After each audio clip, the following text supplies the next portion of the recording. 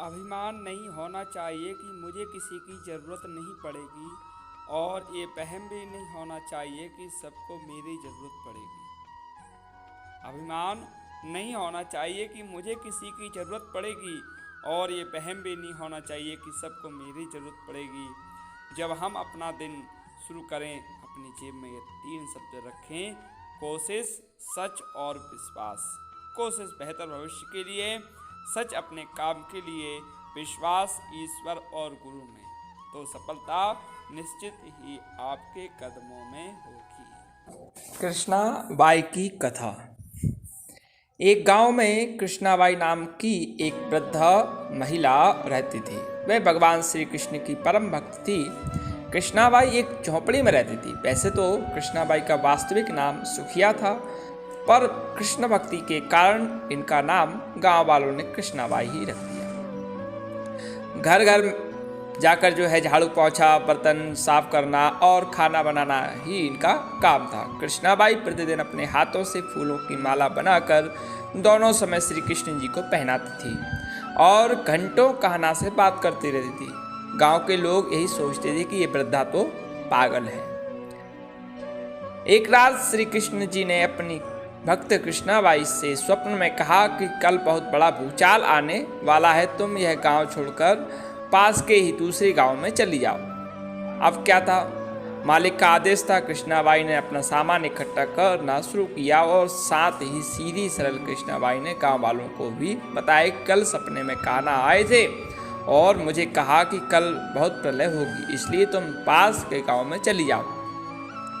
अब लोग कहाँ उस बूढ़ी पागल की बात मानने वाले थे। जो सुनता वही जोर जोर से ठहाके लगाता।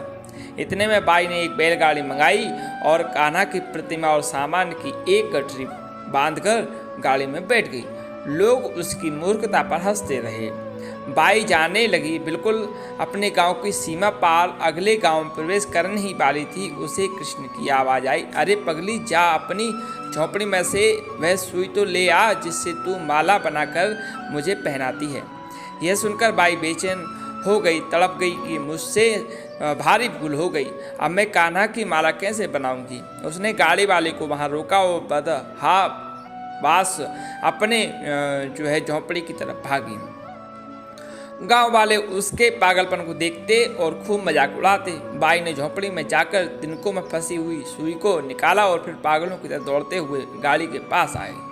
गाड़ी वाले ने कहा कि माई, तू क्यों परेशान है, कुछ नहीं होना। बाई ने कहा, अच्छा आप जल्दी अपने गांव की सीमा पार कर दूसरे गांव में चलो। गाड़ी वाले ने ठीक ऐसे ही किया, लेकिन अरे यह क्या, जैसे ही सीमा पार हुई पूरा गांव ही धरती में समा गया। सब कुछ जलमग्न हो गया। गाड़ी वाला भी अटूट कृष्ण भक्त था। एन केन प्रकारेण भगवान ने कृष्णाबाई के साथ उस गाड़ी वाली की रक्षा करने में भी कोई विलंब नहीं किया। इस कथा का एक महत्वपूर्ण बिंदु देखिए कि भगवान जी जब अपने भक्ति की मात्र एक सुई तक ही इतनी चिंता करते हैं, तो वह भक्ति की रक्षा के लिए कितना चिंतित होंगे। जब तक उस भक्ति की एक सुई उस गांव में थी, पूरा गांव बचा था। इसलिए कहा जाता है कि भरी बदरिया पाप की बरसने लगे अंगार, संत न होते जगत में जल जाता संसार।